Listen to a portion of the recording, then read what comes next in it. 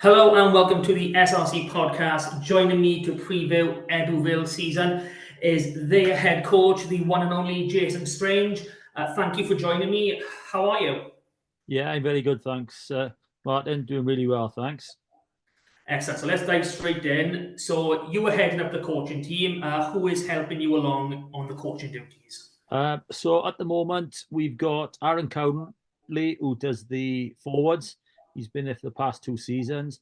We've also just appointed Ian Probert, who's been with the Scarlets for the last 7 or 8 years as a analyst. So he's going to come in and start his coaching career with us and also do some analysis. And then we've also got Steve Lang, who does the backs. And we've added to our S&C with an ex-player, Dawid Rabazniak, who's been very good throughout pre-season so far. So yeah, a little bit of continuity, and Ian and Dawid has joined us, and they've done really well so far. I'm really sorry. I knew it would happen. That's all right.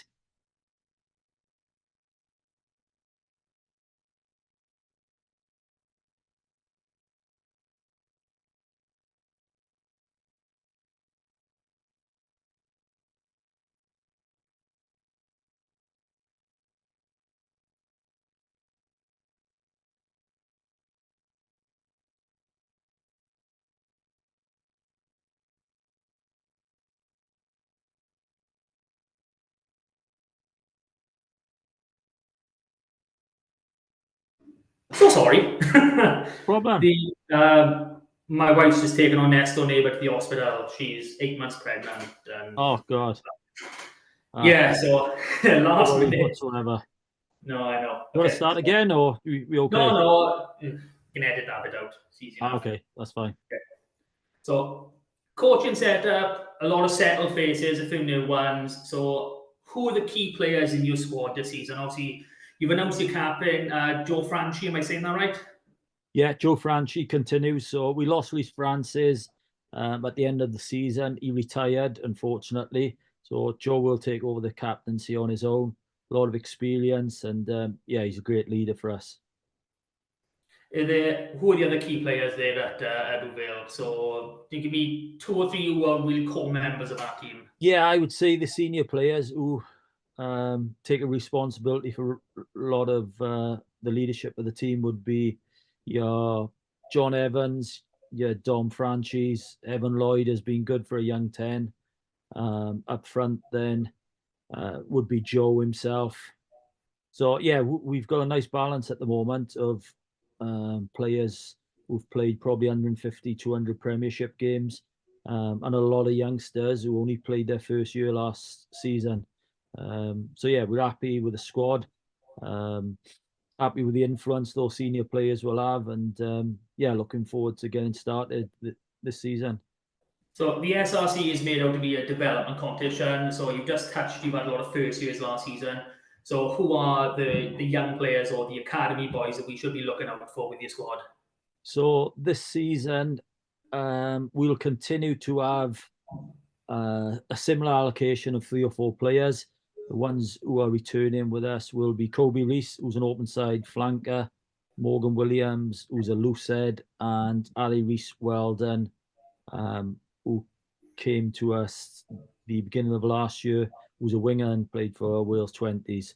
So they'll be returning. And then we've got one other who's an young Tomoya, who's just turned 19, 20. So another youngster. But yeah, really looking forward to seeing those players develop more.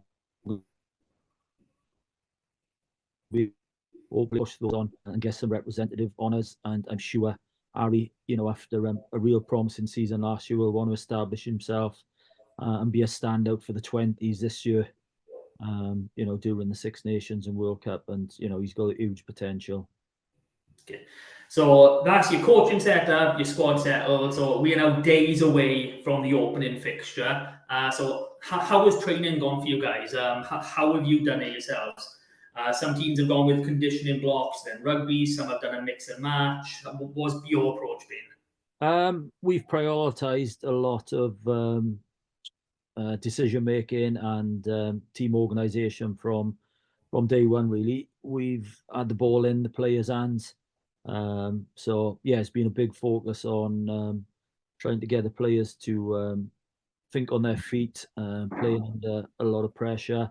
And then on the weekends, the players have been really committed and they've trained with a real focus on conditioning on a Saturday morning, which has been fantastic. Dawid's done a great job with them. He's mixed that up, and yeah, the players have taken ownership of their own conditioning away from the club, but also on those Saturday mornings, and they've been fully committed to that. So yeah, a little bit of balance, but the ball in hand has been a big focus for us this year, particularly on our transition game.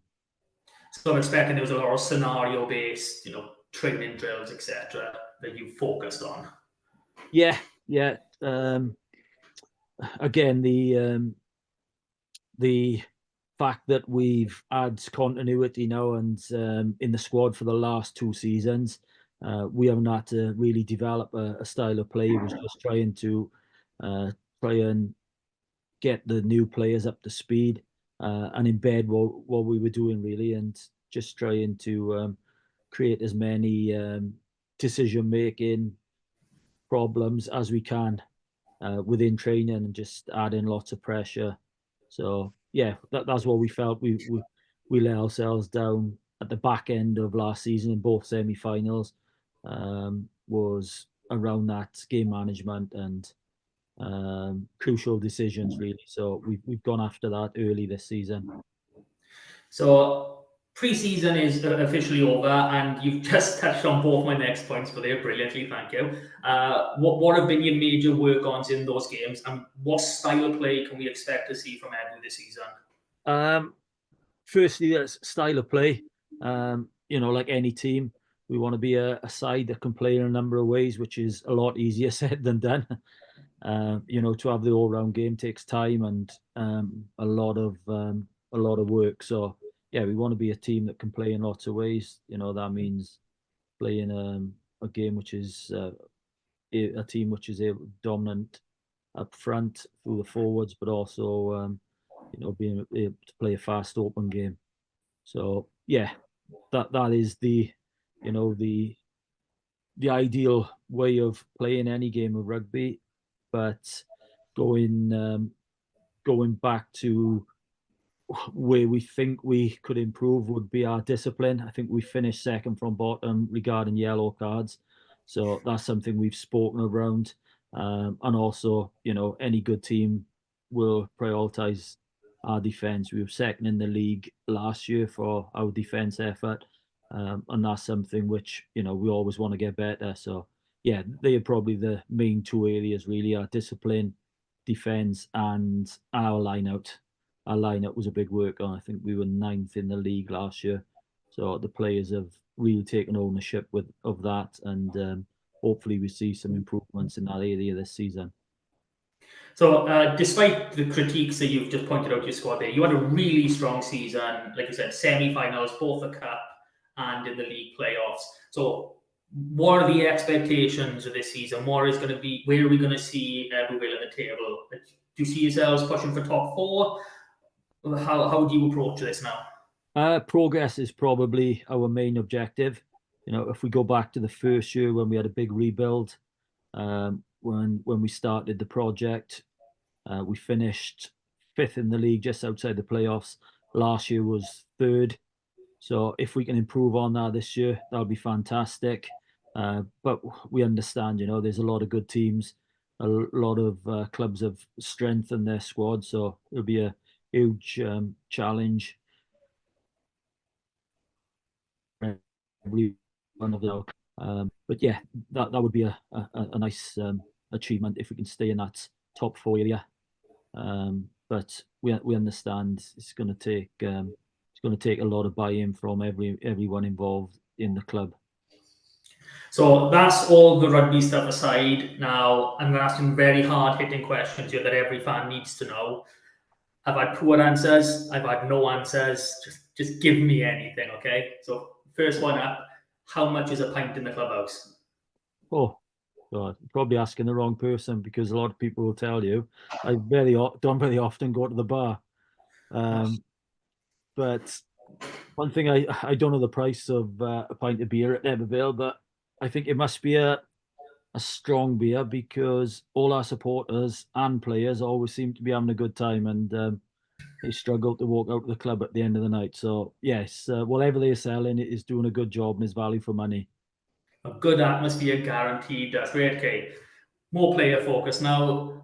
Who's the longest in the shower? Probably Ethan Phillips, who sees himself as a bit of a male model. He always takes a lot of time, takes constant abuse from coaches, players. He's a great character, and yeah, he always seems to be in the changing rooms a lot longer than everyone else, because he sees himself as a bit of a ladies' man.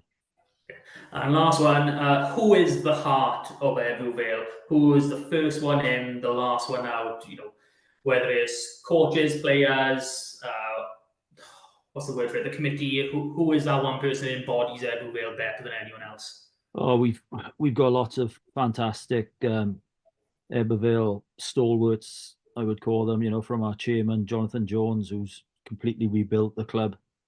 He's done a fantastic job. If you look at our kit men, who were there when I was playing back in bloody 97, 98, you know, 26, 27 years, like Sir Ron Taylor, Doug Taylor, Alan Hancock, you know, these blokes are the life and blood of the club. So we've got some fantastic servants, but, you know, through a lot of collective effort from everyone, the club's in a real strong position, and we're going in the right direction, on and off the field. Particularly, I see us being a club which, with the squad we've got, is only going to get stronger over the next 12 to 18 months. You know, we've got a lot of very, very good youngsters coming through. And when they get to the stage of 40, 50 games playing in the new SRC, I think they'll start to peak as a team. And yeah, really excited about seeing how those players develop, and more as a collective, and hopefully they can reach their potential. Well, it sounds like an excellent club you've got on your hands here. That's everything I've got for you today. Thank you so much for joining me and answering your questions. And I'll catch up with you later in the season. So thank you so much, and we'll see you again. Yeah, no problem. Pleasure, Martin. Thanks very much. Right. Bye.